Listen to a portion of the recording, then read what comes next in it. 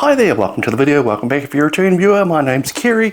This is the Christchurch Review of Books podcast. Today, a couple of days late because of some interesting developments in my life. Hello Sarah. We are doing a book haul for the month of January, and it is of course the 2nd of February. I'm very late, tisk, shame on me. Anyway, so as it usually goes, I'm going to run through all the books I acquired in the month of January. Clues in the title. Anyway, today I'm going to start with this book, Killing Thatcher by Rory Carroll. Had to look at that one. Now, this is a book about the 1984 plot to kill the UK Prime Minister Margaret Thatcher during a party conference in the town of Brighton. This is a very well-reviewed book. I haven't read it yet, but everyone says it reads like a thriller. It's about the plot, the bomb plot, and the aftermath, and how the people responsible, some of them at least, were apprehended. And everyone says it's very exciting and very informative. So anyway, I found this book in the small port town of Littleton, which is just over the hill from Christchurch, or in my case, through a 1.2 kilometre long road tunnel that runs under the hill. I took a bus there for the first time in about 20 years. I haven't been there at all for several years, but it's an interesting trip, and Littleton is like the main port which created Christchurch. The settlers arrived there, and then at that time they had to haul all the gear and equipment and horses and what have you right over the hill and down the other side to the flat swampy land which became Christchurch. And it has a small a real charm. It's a small kind of town attached to the port itself, and it suffered quite greatly in the earthquakes in the 2011, 2012, 2010 even era. A lot of the historic buildings over there were destroyed, so I probably chose the wrong time to actually go there, because I arrived just as a cruise ship was in port, and about 500 passengers came off that cruise ship into the town at the same time as the town was holding its annual Saturday market. So it was swamped, and I was struggling to get around. I wanted to go get a coffee or something, and there's like 50 tourists trying to get in the door at the same time. So I found the bookshop that I was looking for. There's a bookshop in the main street there, London Street, and it was really well stocked. I suspect a lot of travellers from cruise ships and what have you go through there and offload the books they've been reading, and it's acting like a little Swatsea for tourists or whatever. And it's a very well stocked little bookshop. I'll put some pictures up here in case I don't remember what I'm talking about properly. So B-roll footage of Littleton here perhaps. And so anyway, that was the book I bought from that bookshop, Killing Thatcher. And next up, a book which I had on pre-order for about 6 months, I think, and that is this book, HOTOL, Britain's Spaceplane, written by the amazing Dan Sharp, who seems to specialise in these monographs on aerospace projects, mainly ones in the UK.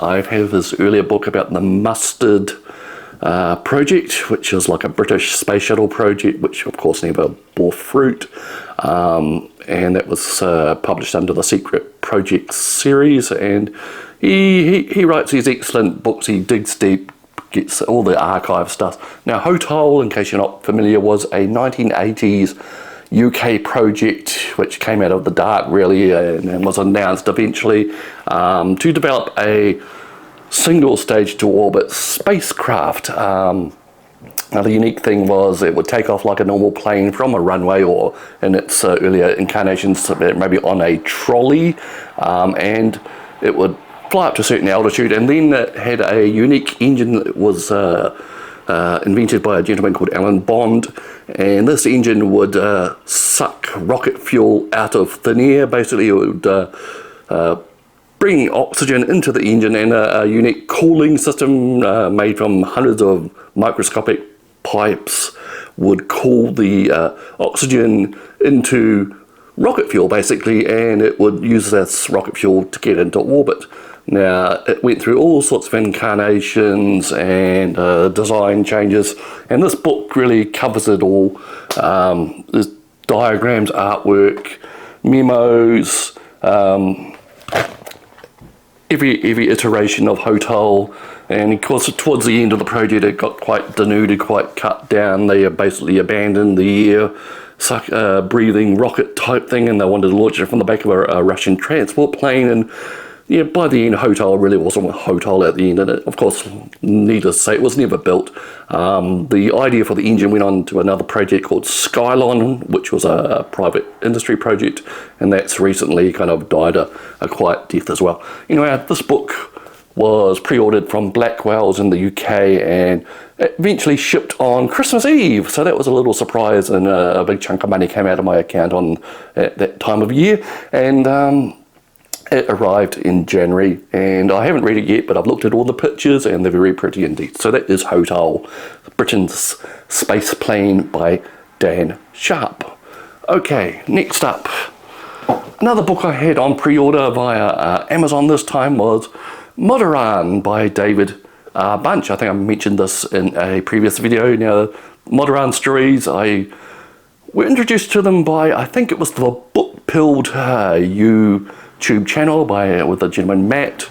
He had an old copy of a collected Moderan anthology, and what they are is a series of stories by the writer David R. Bunch, obviously, that posit a future Earth where normal civilization has failed or fallen over or been destroyed, more likely, and these kind of robot cyborg type beings now rule the Earth, and they're really bored, and they basically build fortresses and wage all-out war with each other as a kind of sport to ease the boredom. And they're like scattered remains of humans living amongst at their feet, trying to eke out our existence, and the cyborg entities are kind of like bemused by the stupid behaviour of the humans. Now, I didn't realise there were so many stories featuring this kind of setup. There's, probably 30 stories or more in this book, and this is a recent, well, in the last decade, recent New York Review of Books Classics edition of the Moderan stories, so it's kind of bringing it back to the fore. People rave about these. I've only read a couple of those. Actually, my first introduction was the stories in Dangerous Visions, the old late 60s anthology, and I really liked them. I really enjoyed them. They're kind of witty and sharp and sarcastic, and yeah, I wanted more of it, so I ordered this book via a third party, via Amazon. It took ages to turn up, and here it is now, Moderan. I like the cover as well, if you can see that. Anyway, so that was that one. Next up, waited a while until I had the money to actually buy this one, because my bank account has been depleted a lot lately, and this one was Unreel by Diana Whitchell. Now, I got this one via Book Hero, which is a fairly recently opened online bookstore here in New Zealand, bookhero.co.nz, and of course they delivered perfectly well. Now, Unreel is, sorry, my nose is running, as is tradition. Unreel is a memoir by Diana Whitchell, and Diana Whitchell is a fairly well-known and respected television critic and correspondent for New Zealand media. She was featured for years in a magazine called The Listener, which was at one stage in everybody's house. Kind of died off a bit, and it was actually killed off for a while during the COVID lockdowns and then revived. I don't think Diana Whitchell has a role with it anymore. I might be wrong. Anyhow, several years ago I read a book that she wrote called Driving to Treblinka, and it was the story of her father who ended up in a Nazi camp, as the title might suggest, and her exploration to find out all about him and his adventures and his life. I think she was born in Eastern Europe and then moved to Canada after the war, and this book kind of like continues the story. It's about her growing up in Canada and then her big move to New Zealand, New Zealand, the 1950s, 60s type era. And she was entranced by television, and this is her memoirs of watching television basically in the 60s. We didn't have TV in the 50s in New Zealand, 60s, 70s, and how she became a correspondent, a critic, that's the word I was looking for, a critic of the TV industry. And yeah, she's a great writer and very witty and funny and enjoyable. So I'm looking forward to read this one. So that's Unreel by Diana Whitchell. Next up, the George Orwell rabbit hole that I've gone down. George Orwell, I started reading his book Down and Out in Paris and London about a month ago, and you may have seen the video I did on it.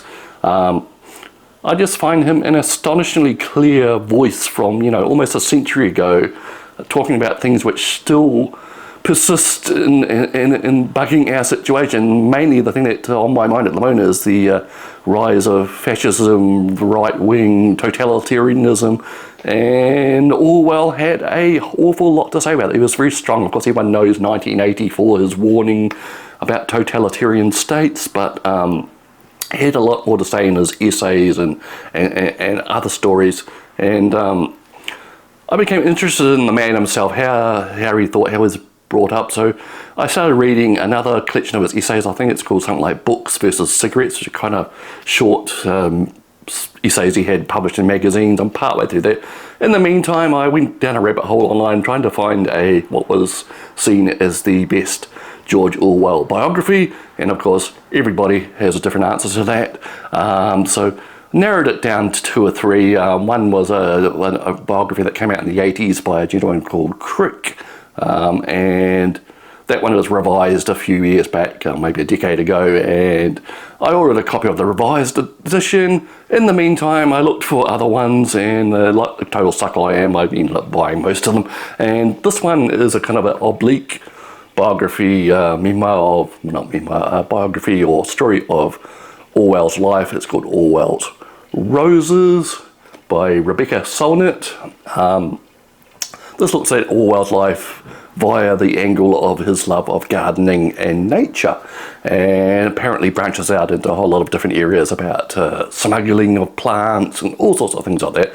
And it seems to be right up my street, a book that kind of diverges from a central idea. So that's Orwell's Roses, and along those lines we have D.J. Taylor's Orwell of the Life. Now this is a very well respected biography of Orwell that came out in the early 2000s by D.J. Taylor, obviously, who's a big Orwell fanatic or biographer, writer, covers him all over the place. He's got introductions in several current editions of Orwell books.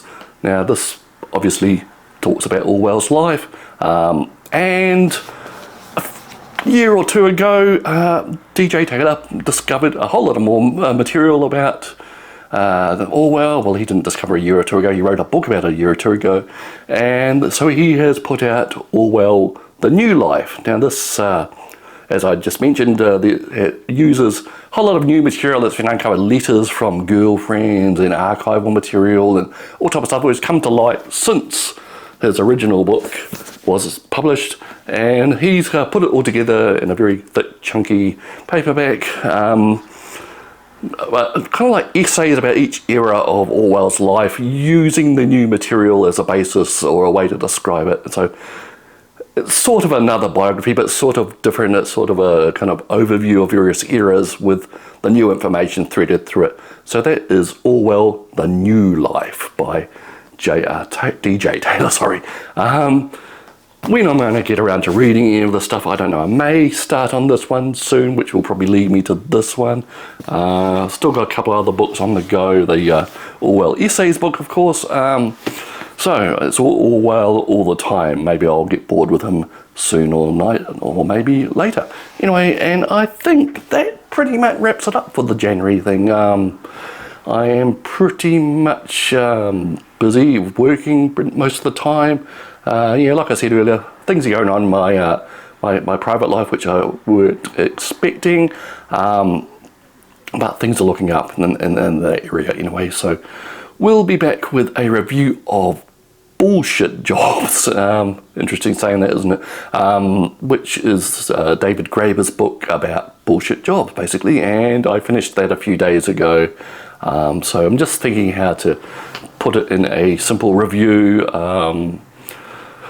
Not disappointing in the book, but it didn't go all the way that I was expecting it. So I'll be back with that review soon. So in the meantime, I hope you're having a good day. It is Sunday morning, the 2nd of February here It's a kind of a moderately mild day outside, very cloudy, but I am baking in here because to make a video I've had to shut the windows to stop the traffic noise coming in, and as soon as I shut the windows in this room it heats up like crazy. It's probably a little too well insulated for the summer months. Anyway, we'll leave it at that. We'll see you next time. Have a good day.